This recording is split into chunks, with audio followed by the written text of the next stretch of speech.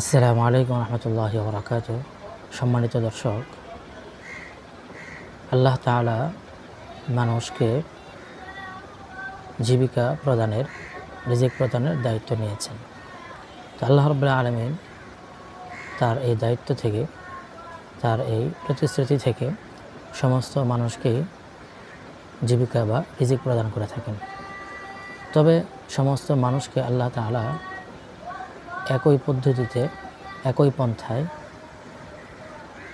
জীবিকা বা রিজিক প্রদান করেন না, বরং আল্লাহ তাআলা যারা ধনী রয়েছে, যারা সচ্ছল রয়েছে, সামর্থ্যবান রয়েছে, সুস্থ সবল রয়েছে, তাদেরকে আল্লাহ রাব্বুল আলামিন ব্যবসার মাধ্যমে, চাকরির মাধ্যমে, কৃষিকাজের মাধ্যমে জীবিকা বা রিজিক প্রদান করে থাকেন।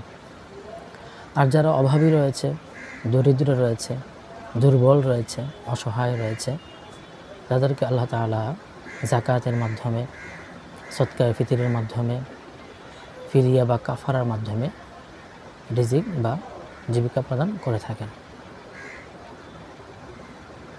যেমন যাকাতের ক্ষেত্রে স্বর্ণ বা রূপা বা ব্যবসায়ী মাল থাকলে তার 40 ভাগের 1 ভাগ আদায় করতে হয়। আর সায়মা উট যদি থাকে 5টি, তার মধ্যে একটি ছোট উট যাকাত হিসেবে আদায় করতে হয়।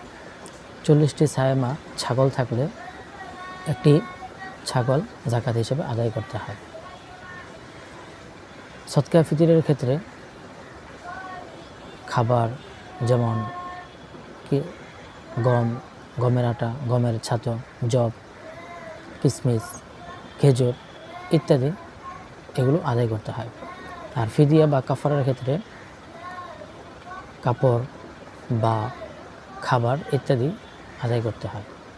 তো এই হিসেবে যদি যাকাতের ক্ষেত্রে, সদকায়ে ফিতরের ক্ষেত্রে এবং ফিদিয়া বা কাফারার ক্ষেত্রে যে সকল বস্তুর কথা এসেছে হাদিসে বা কোরআন কারীমের মধ্যে, আমরা যদি ওই সকল বস্তু দিয়ে যাকাত বা সদকায়ে ফিতর বা ফিদিয়া কাফারা আদায় করি, যেমন যাকাতের ক্ষেত্রে স্বর্ণরূপা দিয়েই আদায় করি বা ব্যবসায়ী মাল দিয়েই আদায় করি, বা সদকায়ে ফিতরের ক্ষেত্রে খাবার দিয়েই আদায় করি, ফিদিয়া বা কাফারার ক্ষেত্রে কাপড় বা খাবার দিয়ে যদি আদায় করি, তাহলে আমাদের এই সকল যাকাত, সদকায়ে ফিতর, ফিদিয়া বা কাফারা আদায় হয়ে যাবে।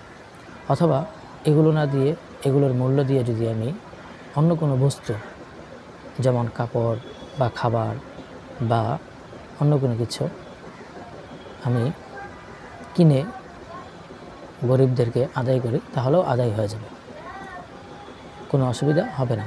তবে উলামায়ে কেরাম বলেন যে যাকাত বা সদকায়ে ফিতর, ফিদিয়া বা কাফারার ক্ষেত্রে কোনো বস্তু না দিয়ে, কোনো খাবার না দিয়ে, কোনো কাপড় না দিয়ে, কোনো জিনিস না দিয়ে যদি এটার মূল্য দিয়ে দেওয়া হয়, তাহলে এতে গরিবদের উপকারটা আরেকটু বেশি হবে। কেননা যাকাত, সদকায়ে ফিতর, ফিদিয়া বা কাফারার মূল উদ্দেশ্যই হলো গরিবদের অভাবকে পুরা করা, গরিবদের প্রয়োজনকে পূরণ করা। তো যদি টাকাটা দিয়ে দেওয়া হয়, মূল্য যদি দিয়ে দেওয়া হয়, তাহলে এতে গরিবদের যে প্রয়োজন রয়েছে, সে প্রয়োজন অনুপাতে সে নিজে এটা কিনে নিতে পারবে।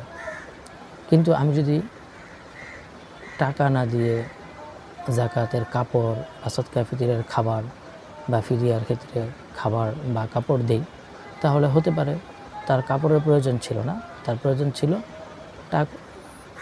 খাবারের। অথবা আমি যদি তাকে খাবার দেই, তাহলে হতে পারে তার কাপড়ের প্রয়োজন ছিল। অথবা আমি তাকে খাবার দিলাম বা কাপড় দিলাম, কিন্তু তার প্রয়োজন ছিল চিকিৎসার, অথবা বাসস্থানের, অথবা তার শিক্ষার প্রয়োজন ছিল, অথবা অন্য কোনো কিছুর প্রয়োজন ছিল। তাহলে এতে তার প্রয়োজনটা যথাযথভাবে পূরণ হবে না।